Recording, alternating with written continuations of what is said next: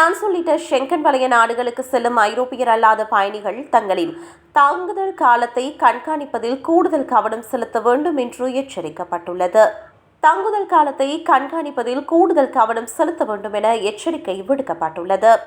அனுமதி அளிக்கப்பட்ட 90 நாட்களை தாண்டி தங்குவது, நிதி அபராதம், நாட்டை விட்டு வெளியேற்றப்படுதல் மற்றும் எதிர்கால பயணங்களுக்கு தடை போன்ற கடுமையான விளைவுகளை ஏற்படுத்தும் என எச்சரிக்கப்பட்டுள்ளது.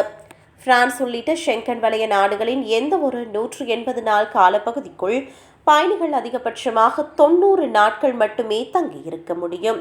சுற்றுலா அல்லது உறவினர்களை சந்திக்க செல்லும் பலர் இந்த விதிமுறையை சரியாக கவனிக்க தவறுவது அவர்களுக்கு பெரும் சிக்கல்களை உருவாக்குகிறது.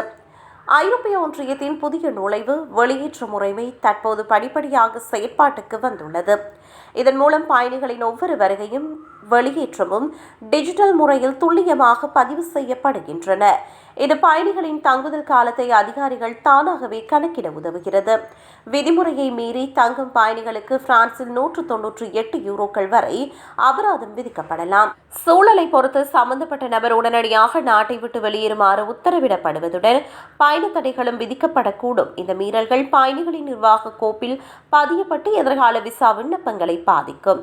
மருத்துவமனை அனுமதி அல்லது தவிர்க்க முடியாத விபத்துகள் போன்ற விதிவிலக்கான சூழல்கள் தவிர மற்ற நேரங்களில் இந்த விதிமுறை மிக கடுமையாக பின்பற்றப்படுகிறது. எனவே எதிர்பாராத சிக்கல்களை தவிர்க்க பயணிகள் தங்கள் பயண திட்டங்களுக்கு முன்னதாகவே கடந்த 6 மாதங்களில் தாங்கள் எவ்வளவு காலம் ஷெங்கன் பகுதியில் தங்கியிருந்தோம் என்பதனை சரிபார்ப்பது அவசியம் என அறிவுறுத்தப்பட்டுள்ளது.